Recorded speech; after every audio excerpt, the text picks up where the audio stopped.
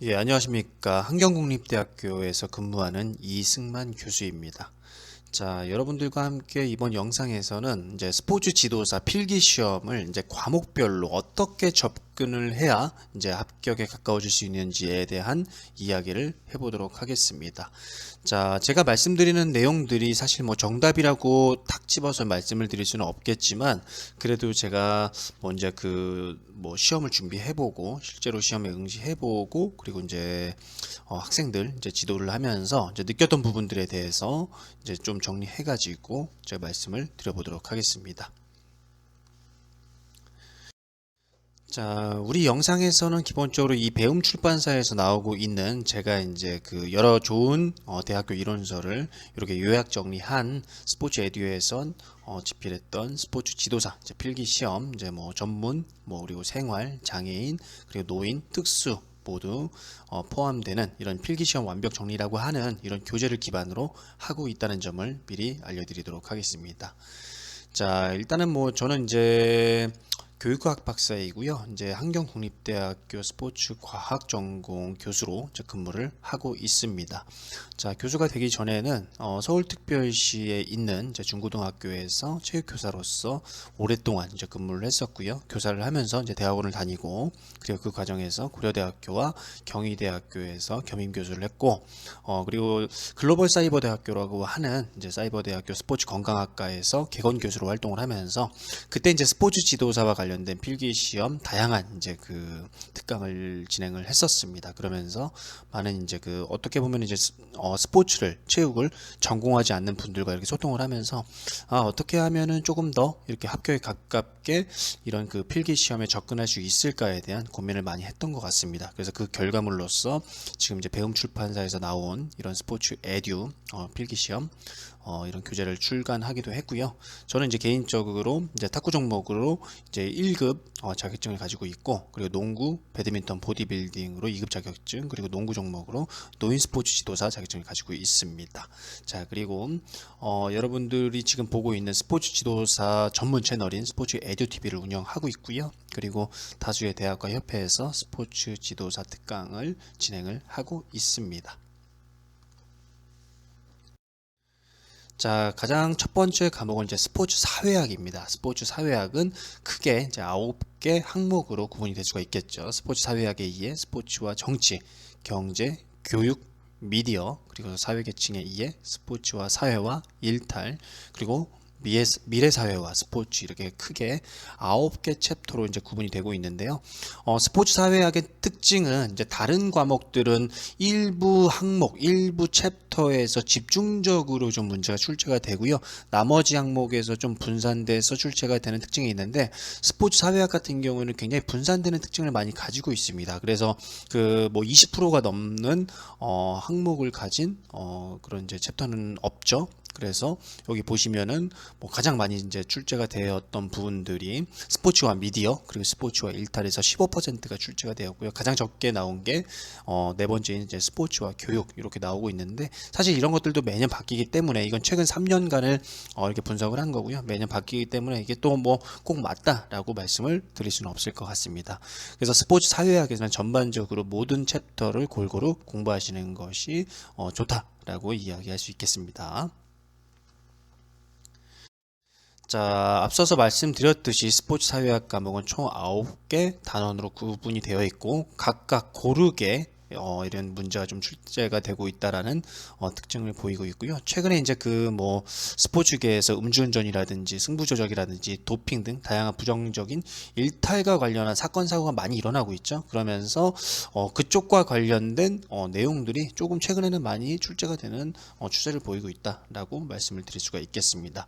자, 스포츠 사회학을 공부를 할 때는 우리가 가장 앞에서 배우게 되는 스포츠와 사회 이론, 뭐 구조기능주의 이론이라든지 갈등 이론, 아니면 상징적 상호작용 이론, 이런 스포츠와 사회 이론을 기반으로 해서 다른 영역을 함께 이해하려고 하는 노력을 하는 것이 스포츠 사회학을 올바르게 학습하는 데 크게 도움이 될 것 같습니다. 그래서 여러분들이 이런 스포츠와 사회 이론 다소 어렵다고 느껴지더라도 이런 이론들을 명확하게 정리를 하고 나서 다른 챕터를 보게 되면 조금 더 쉽게 접근할 수 있지 않을까, 그렇게 생각을 합니다. 자, 또한 이제 그 스포츠 사회학 같은 경우는 우리가 사회적으로 이슈가 되는 부분들이 많이 있어요. 그래서 그런 부분들을 조금 더 관심을 가지고 평상시에 이런 사회학적 상상력을 기반으로 해서 생각을 많이 한다고 하면은 충분히 좋은 성적을 거둘 수 있는 과목이라고 생각을 합니다. 자, 그리고 스포츠 사회학 같은 경우는 개인적으로 생각을 했을 때 그렇게 난이도가 어렵지는 않다라고 생각을 해요. 그래서 9가의 챕터가 있는데 그 챕터 각각별로 이 기출문제 기반으로서 항상 출제되는 내용들이 있습니다. 그 내용들을 명확하게 좀 숙지를 하고 반복 출제되는 것은 이번에도 또 나온다라고 생각을 한 다음에 여러분들이 접근을 하시면은 조금 더 수월하게 접근할 수 있지 않을까라고 생각을 해봅니다.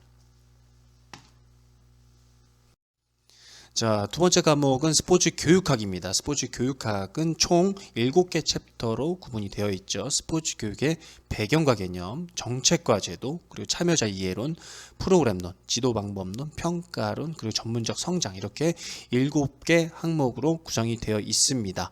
자, 앞에서 얘기했던 스포츠 사회학과는 다르게 5번째 챕터인 스포츠 교육의 지도방법론의 절반이 출제가 되고 있습니다. 그렇다고 하면은 다른 챕터는 다 버려두고라도 스포츠 교육의 지도 방법론만 열심히 공부를 했다. 그러면은 최소한 과락은 우리 40점, 40%가 과락인데 과락은 넘지 않을까라는 생각을 해보고요. 그리고 스포츠 교육의 지도 방법론이 자주 출제되는 이유는 스포츠 교육학이라고 하는 게 무엇인가요? 어떠한 스포츠라든지 어떤 신체 활동을 어떻게 하면 더 잘 가르칠 수 있을까, 효과적으로 가르칠 수 있을까를 다루는 학문이기 때문에 이런 그 스포츠 교육의 지도 방법론이 굉장히 중요하다라고 말씀을 드릴 수가 있겠습니다. 자, 앞서서 말씀드린 바와 같이 스포츠 교육학은 총 7개 단원으로 구성이 되어 있고요. 5번째 단원인 스포츠 교육의 지도 방법론에서 많은 비중을 기출문제에서 다루고 있습니다. 그렇기 때문에 여러분들이 기출문제를 기반으로 해서 그 스포츠 교육학을 공부할 때 지도 방법론을 특히 집중해서 보시길 바라겠습니다.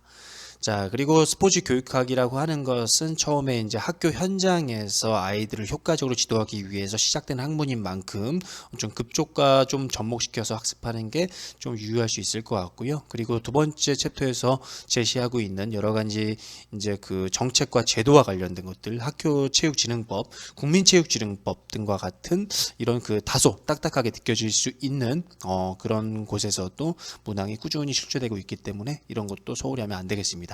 특히 좋은 성적을 받기 위해서는 지도 방법론에서 나타나는 모스턴의 수업 스타일 그리고 매찔러가 제시했던 체육 수업 모형 이 두 가지만 명확하게 정리한다고 하더라도 제가 볼 때는 좋은 성적을 받지 않을까라고 생각을 합니다. 거꾸로 얘기하면은 모스턴이 얘기했던 수업 스타일과 그 매찔러가 얘기했던 체육 수업 모형을 소홀히 한다고 하면은 좋은 성적을 받을 수가 없겠죠. 그렇기 때문에 여러분들은 조금 더 전략적으로 접근을 한다고 할 때 5번째 단원인 스포츠 교육의 지도 방법론에서 조금 더 비중을 두어서 학습하시길 권장합니다.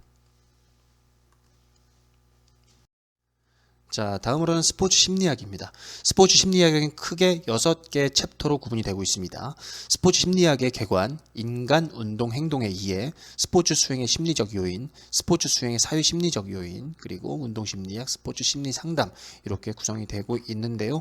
여기서도 마찬가지로 인간 운동 행동의 이해에서 가장 많은 비중 43.3%가 출제가 되고 있습니다. 그래서 여러분들이 이 챕터를 반드시 잘 이해를 해두시면 좋을 것 같습니다.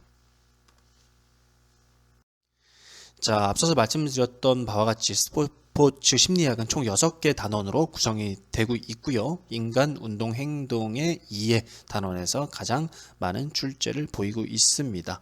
자, 스포츠 심리학은 넓은 의미, 그러니까 좁은 의미에서는 스포츠 심리와 관련된 내용만을 다루고 있는데요. 그럼 두 번째 챕터는 사실 해당이 안 되죠. 그러나 우리가 운동 발달이라든지 운동 학습 및 제어가 우리가 넓은 의미에서 스포츠 심리학에서 다루는 그런 내용 영역이라고 보았을 때 두 번째 챕터도 함께 포함이 될 수 있습니다. 그렇기 때문에 우리가 두 번째 챕터인 인간 운동 행동의 이해는 운동 학습 및 제어 그리고 운동 발달과 관련된 내용을 담고 있기 때문에 그쪽 내용이 사실 다소 어렵게 느껴질 수 있습니다. 하지만 이쪽 부분을 포기하게 된다고 하면은 좋은 성적을 절대 거둘 수가 없겠죠. 가장 많은 문제가 출제되는 단원이기 때문에. 그렇기 때문에 우리가 운동을 배우는 데 있어서 나타나는 여러 가지 운동 발달이라든지 협응 그리고 우리가 그 운동에서 나타나는 여러 가지 가지 심리적 기전이라든지 원인과 결과 이런 부분들을 충분히 공부한다고 하면은 얼마든지 우리가 어렵지 않게 좋은 성적을 받을 수 있을 것이라고 생각을 합니다. 자, 마지막에 빨간 줄로 그어져 있는 바와 같이 스포츠 심리학에서는 다양한 이론을 다루고 있습니다. 그렇기 때문에 그런 다양한 이론들을 이론으로만 공부를 하려고 하면은 사실 굉장히 문제에 뭐 실제적으로 접근하기도 좀 어려울 거고 여러분들이 학습하기에도 굉장히 좀 난해한 측면이 좀 있을 겁니다. 그렇기 때문에 많은 이론들을 어렵게 생각하지 말고 실제 운동 상황과 적용을 해가지고 학습을 한다고 하면은 굉장히 좋은 성적을 거둘 수 있을 것이라고 생각을 합니다. 자, 다음은 한국체육사 과목입니다. 한국체육사는 우리가 크게 4개 챕터로 구분이 될 수 있습니다. 체육사의 의미, 선사 삼국시대, 그리고 고려 조선시대, 한국 근현대사 이렇게 구분을 하고 있는데요.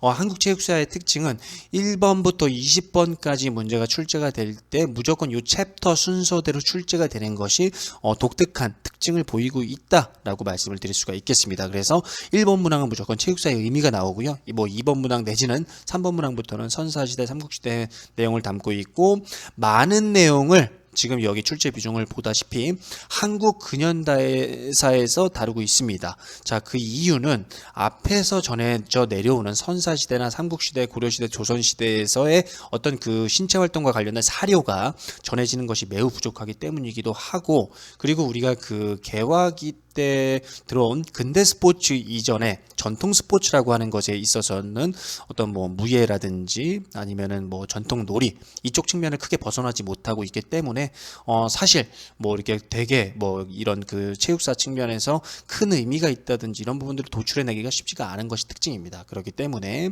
문제는 한국 근현대사에서 절반의 비중을 차지할 정도로 많은 문제가 출제가 되고 있다. 그렇기 때문에 여러분들은 한국 근현대사를 중점적으로 공부를 해야 되겠다라고 말씀을 드릴 수 있겠습니다. 자, 앞서서 말씀드렸다시피 한국체육사는 총 4단원으로 구성이 되어 있죠. 체육사의 의미, 선사 삼국시대, 고려, 조선시대, 한국근현대사 이렇게 구분이 되어 있습니다. 그 중에서 4번째 단원에서 가장 많은 문항이 출제되고 있고요. 그래서 여러분들이 이제 이 한국체육사를 공부를 할 때는 우리나라 역사의 전반적인 흐름을 잘 탐색하는 것이 중요합니다. 뭐 우리나라 국민이라고 하면은 이제 체육사와 관련돼서 기초적인 지식은 다들 갖고 있을 겁니다. 그렇기 때문에 이런 그 기초적인 지식을 기반으로 해서 그 시대상과 그때 당시에 유행했던 여러 가지 그 운동이라든지 이런 부분들을 접목시켜서 생각을 한다고 하면은 좋은 성적을 거둘 수 있지 않을까 그렇게 생각을 해봅니다. 그리고 근현대사 쪽으로 넘어가게 되면은 이제 여러 가지 단체가 나오고요. 이제 인물이 다양하게 나오게 되는데 그런 것들이 어떻게 보면 우리나라 근대 스포츠가 우리나라에 자리 잡게 된 그런 어떤 그런 계기가 되는 아주 이제 역사적인 의미가 있는 그런 사건 인물들이기 때문에 그런 부분들을 중심으로 좀 학습하게 되면은 좋은 성적을 거둘 수 있을 것이라고 생각합니다. 자, 다음은 운동생리학입니다. 운동생리학 과목은 운동생리학의 개관, 에너지 대사와 운동, 신경조절과 운동, 골격근과 운동, 내분비계와 운동, 호흡순환계와 운동, 환경과 운동 총 7개 챕터로 구분이 되어 있습니다. 그 중에서 그나마 좀 다른 과목에 비해서 조금 이렇게 그 골고루 균형 있게 출제가 되는 것이 특징인데요. 가장 문제가 많이 출제가 되는 게 바로 호흡 순환계와 운동입니다. 자, 왜 그러냐고 하면은 우리가 운동을 할 때 일반적으로 타고나는 부분들이 굉장히 많이 있죠. 그런 것을 이제 운동 기능이라고 이야기를 하고 운동 기능 체력이라고 이야기를 하고요. 우리가 후천적으로 개발할 수 있는 것을 건강 기능 체력이라고 이제 이야기를 많이 하는데 어떻게 보면 이제 호흡 순환계 같은 경우에는 건강 기능 체력과 매우 밀접한 연관이 있죠. 그래서 우리가 후천적으로 개발을 할 수 있는 부분이기도 하고 어떻게 보면은 더 건강하게 오래 살 수 있는 것은 호흡순환계를 굉장히 많이 이렇게 발달시키는 것과 좀 이렇게 그 맥락을 같이 하고 있기 때문에 이런 호흡순환계 쪽에서 사람들이 많이 관심을 갖고 있고 그것이 운동생리학의 문제 출제 비중까지도 연결이 된다라고 이해할 수 있겠습니다. 자, 앞서 말씀드렸던 바와 같이 운동생리학은 총 7개 단원으로 구성이 되어 있습니다. 그 중에서 호흡순환계에서 가장 많은 문제가 출제되고 있고요. 다른 과목에 비해서 그래도 그나마 좀 이렇게 골고루 좀 출제가 되는 특징이 좀 있죠. 그런데 우리 수험생들이 운동생리학을 많이 기피하고 있어요. 운동생리학뿐만 아니라 이제 뒤에서 언급할 이제 운동역학도 많이 기피를 하고 있는데, 그 이유가 낯선 용어와 어떤 그 좀 어려울 것 같은 어떤 내용 요소들을 좀 담고 있기 때문에 조금 이렇게 그 좀 기피하거나 꺼려하는 경우가 많이 있습니다. 하지만 제가 생각을 할 때는 운동생리학 과목이 진입장벽 자체는 높을 수는 있어요. 하지만 어느 정도 이 용어에 좀 익숙해지고 운동생리학과 관련된 기본적인 지식만 어느 정도 갖고 있다고 하면은 매우 문제가 쉽게 출제가 되기 때문에 고득점을 받을 수 있는 아주 좋은 전략적인 과목이 될 수가 있겠습니다. 그래서 내가 운동생리학과 관련된 지식이 별로 없다고 하더라도 반복적으로 용어에 익숙해지고 이런 그 우리 신체와 관련된 메커니즘을 조금만 더 이해하려고 노력을 한다고 하면은 얼마든지 좋은 성적을 받을 수 있는 과목이기 때문에 여러분들 그 포기하지 말고 최선을 다해서 끝까지 준비하는 것이 굉장히 효과적일 것이다 라고 이야기할 수 있겠습니다. 다음은 운동역학 과목입니다. 운동역학은 총 7개 항목으로 구성이 되어 있습니다. 운동역학의 개요, 운동역학의 이해, 인체역학, 운동학의 스포츠 적용, 운동역학의 스포츠 적용, 일과에너지, 다양한 운동기술의 분석, 이렇게 7가지 항목으로 구성이 되어 있는데요. 마찬가지로 대부분 골고루 출제가 되는 비중을 좀 보이고는 있지만, 5번째 챕터인 운동역학의 스포츠 적용에서 그나마 좀 많은 비중을 보이고 있습니다. 28.3%로서 좀 출제 비중이 좀 높은 것이 그 특징입니다. 그렇기 때문에 골고루 학습을 하되 운동역학의 스포츠 적용에 조금 더 관심을 갖고 학습을 하면 좋은 성적을 거둘 수 있을 것이라고 생각을 합니다. 자, 앞서 말씀드렸던 바와 같이 운동역학은 총 7개 단원으로 구성이 되어 있고요. 가장 많은 비중을 보이고 있는 단원이 5번째 운동역학의 스포츠 적용이 가장 높은 비중으로 출제가 되고 있습니다. 자, 운동역학에서 여러분들이 어렵게 생각을 하는 부분들이 앞에서 얘기했던 운동생리학과 유사해요. 용어들이 낯설고 어떤 과학적인 용어들, 어떤 메커니즘 이런 것들을 공부해야 되기 때문에 좀 어렵게 생각을 할 수는 있지만 우리 2번째 챕터에서 이야기하고 있는 운동역학의 이해, 그리고 인체역학 이쪽에서 뭐 해박적 자세라든지 우리 인체를 둘러싸고 있는 다양한 근육과 이제 이런 뼈 이런 것들을 기본적으로 좀 학습을 하고 그것을 우리 운동에서 우리 움직임 상황에서 이해하려는 노력을 한다고 하면은 어떻게 보면 운동생리학보다 더 쉬운 과목이 될 수도 있을 것 같아요. 그래서 난이도가 상대적으로 굉장히 낮게 출제가 되고 있습니다. 뭐 마찬가지로 운동생리학과 마찬가지로 진입 장벽 자체는 높을 수는 있지만 운동역학에서 출제되는 과목은 어떻게 기본적인 개념을 이렇게 좀 이제 꼬아서 문제를 출제하지 않고요. 있는 그대로 출제하는 패턴을 좀 보이고 있기 때문에 여러분들이 충분히 이렇게 문제를 이제 해결하는데 어렵지 않을 것 같습니다. 그리고 운동역학에서 어렵게 생각하는 부분들이 이제 계산 문제에 대해서 굉장히 좀 어렵게 생각을 많이 하시더라고요. 그래서 최근에 이제 제가 출제됐던 계산 문항에 대한 분석을 좀 해보니까 동일한 내용들이 계속적으로 반복적으로 출제가 되고 있다는 것을 제가 깨달았습니다. 그래서 제가 여기 화면에 제시한 바와 같이 뭐 평균 속력이나 평균 속도, 그리고 각 속도와 선속도의 관계, 그러니까 지뢰의 법칙, 뭐 일률, 역학적 에너지, 무게 중심과 수평 속도, 투사 거리 이런 것들만 잘 암기하고 있으면은 시험에 응시하는데 크게 어려움은 없을 것입니다. 만약에 이것을 벗어난 계산 문제가 나왔다, 과감하게 틀리셔도 됩니다.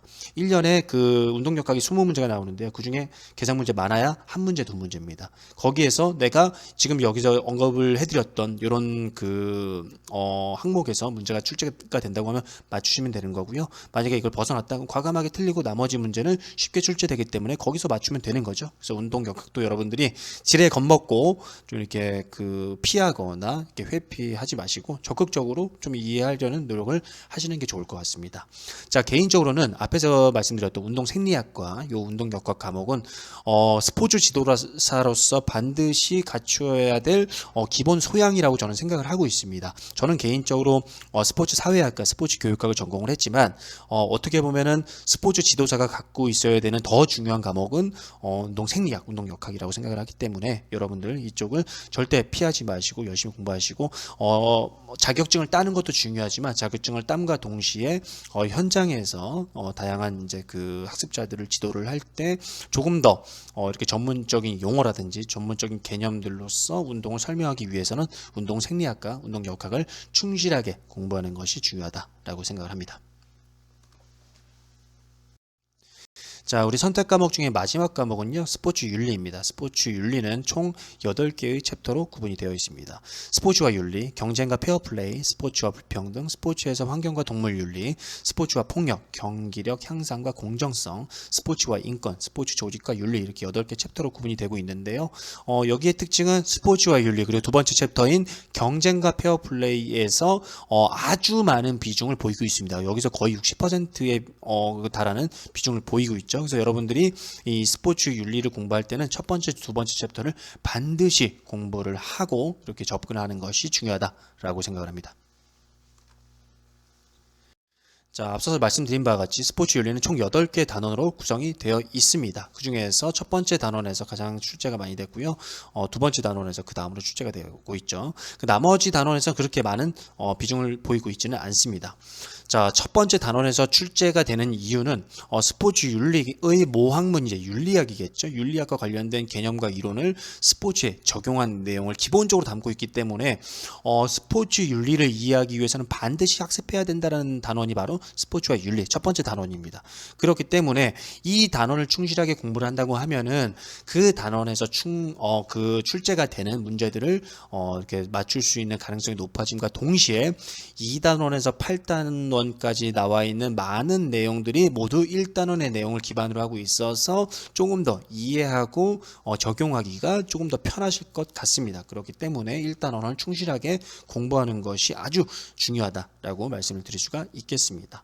자, 앞에서 말씀드렸던 스포츠 생리학과 운동 생리학과 운동 역학과 스포츠 윤리는 좀 다른 부분이 있다고 하면은 어떻게 보면 스포츠 윤리를 사람들이 조금 더 쉽게 생각하고 접근을 한다고 하면은 이제 오히려 점수가 좀 덜 나올 수 있어요. 이제 문제 자체가 약간 이렇게 좀 꼬아서 내는 문제들도 좀 간혹 출제가 되기도 하고, 뭐 아주 맞추기 어렵지는 않겠지만 그래도 공부를 하는 데 있어서 다른 과목보다는 조금 더 어렵다는 생각이 저는 개인적으로 많이 들더라고요. 그래서 여러분들이 스포츠 윤리가 뭐 앞에서 얘기했던 운동 생리학과 운동 역학보다 쉽다라는 생각을 일단 버리시고, 하지만 그럼에도 불구하고 스포츠 윤리 과목을 선택했다고 하면은 제가 말씀드린 바와 같이 1단원을 충실하게 공부를 하는 것이 합격에 가까워질 수 있는 지름길이다라고 말씀을 드리겠습니다. 자, 지금부터는 이제 장애인 체육 그리고 노인 체육, 유아 체육과 관련된 이 필수 과목들에 대한 이야기를 해보도록 하겠습니다. 첫 번째는 특수체육론입니다. 특수체육론은 특수체육의 개요, 특수체육의 지도 전략 이렇게 해서 크게 두 가지 챕터로 구분이 되고 있고요. 특수체육의 지도 전략에서 많은 부분 출제가 되고 있습니다. 그 이유는 우리가 특수체육 같은 경우에는 아주 특수한 대상자들을 대상으로 하고 있죠. 그래서 장애인들이라고 하는 대상자들을 대상으로 하고 있기 때문에 그들을 어떻게 지도할 것인가가 핵심적인 포인트가 될 수 있습니다. 특히 장애 유형에 따라서 스포츠를 지도할 수 있는 그런 전략들이 굉장히 다양하게 나타날 수 있는데, 그런 부분들을 충분히 이해를 하고 학습을 하신다고 하면 좋은 성적을 거둘 것이라고 생각을 합니다. 자, 다음은 유아체육론입니다. 유아체육론은 유아체육의 이해, 유아체육 프로그램의 구성, 유아체육 프로그램 교수학습법 이렇게 크게 3개 챕터로 구성이 되고 있고요. 유아체육의 이해 챕터에서 가장 많은 비중을 보이고 있습니다. 그래서 앞서서 말씀드린 바와 같이 유아체육론은 총 3개 단원으로 구성이 되고 있고 가장 많은 비중을 차지하고 있는 것이 1단원이다 라고 볼 수가 있겠습니다. 자, 그래서 유아체육론 같은 경우에는 스포츠 교육학과 연관된 내용들이 굉장히 많이 있습니다. 왜 그러냐면은 대상자들이 미취학 아동이기 때문이죠. 그리고 초등학생까지도 그 대상으로 하고 있기 때문에 스포츠 교육학에서 이야기하고 있는 대상자들과 굉장히 밀접하게 관련이 있습니다. 그렇기 때문에 여러분들이 유아체육론을 공부하기 위해서는 스포츠 교육학에서 얘기하는 다양한 발달론이라든지 교육학적 이론들을 이렇게 좀 접목시킨 하신다고 하면은 조금 더 좋은 성적을 거둘 수 있는 방법이 될 수 있을 겁니다. 자, 마지막으로 노인체육론입니다. 노인체육론은 노화와 노인 운동의 효과, 노인 운동 프로그램의 설계, 노인 질환별 운동 프로그램 설계, 지도자의 효과적인 지도, 이렇게 5개 챕터로 구분이 될 수가 있겠는데요. 이 5개 챕터에서 골고루 출제가 되지만 그래도 노화와 노인, 그러니까 우리가 노인체육론에서 대상자로 삼고 있는 노인들에 대한 이해가 굉장히 선행되어야 되겠다라고 여러분들이 생각을 하시고 학습에 접목시키시면 좋을 것 같습니다. 자, 앞서 말씀드린 바와 같이 노인체육론은 총 5개의 단원으로 구성이 되어 있고 첫 번째 챕터에서 가장 많은 비중을 보이고 있습니다. 그래서 첫 번째와 두 번째 챕터에서 다루고 있는 다양한 이론들이 있어요. 그런 이론들을 최우선적으로 학습을 하고 노인이 이제 운동에 참여하는, 그러니까 노인의 특성을 잘 알아야 되겠죠. 어떤 특성이죠? 신체적, 심리적, 사회적 특성을 잘 이해를 하고 각각에 맞는 운동 효과에 대한 이해도를 높인 다음에 나머지 단원에 대한 학습을 진행한다고 하면은 굉장히 좋은 학습 효과를 볼 수 있을 것 같고요. 앞서서 제가 유아체육론이 스포츠 교육학과 밀접한 연관을 갖고 있다라고 말씀을 드렸는데 노인체육론 같은 경우에는 오히려 반대로 운동생리학과 관련된 내용들이 많이 접목되는 부분들이 있습니다. 자, 그 이유는 노인들의 경우에는 여러 가지 이제 신체 기능이 떨어지는 상태잖아요. 그렇기 때문에 뭐 호흡순환계라든지 뭐 골격근계 이런 부분들이 굉장히 신체 기능이 저하가 되고 있기 때문에 그런 부분들이 있어서 저하를 막지는 못하겠지만 그 노화를 이렇게 조금 지연시킬 수 있는 방법들, 그리고 건강하게 살 수 있는 그런 방법들을 다루고 있어서 이런 부분들이 사실 운동생리학과 밀접하게 맞닿아 있는 부분들이 많이 있거든요. 그렇기 때문에 여러분들이 노인체육론을 공부할 때는 반드시 운동생리학을 함께 선택을 하셔가지고 운동생리학을 선수학습하시고 그 다음 노인체육론을 선택해서 학습을 하신다고 하면은 조금 더 쉽게 접목이 될 수 있을 것이라고 생각을 합니다. 자, 이렇게 해서 이제 선택 과목 7과목 그리고 이제 그 필수 과목인 3과목 모두 이제 학습 전략 제 나름대로의 생각을 말씀을 드려 보았습니다.